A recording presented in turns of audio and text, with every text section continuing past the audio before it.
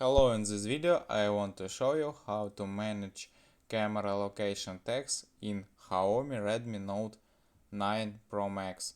First you need to open the camera app on our device, find this app and open, and then click on the three lines on the top right corner, then find the setting.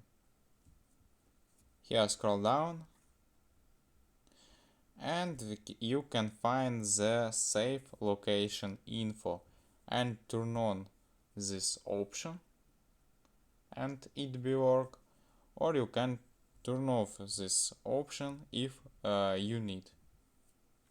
And this all we manage camera location tags in XIAOMI Redmi Note 9 Pro Max.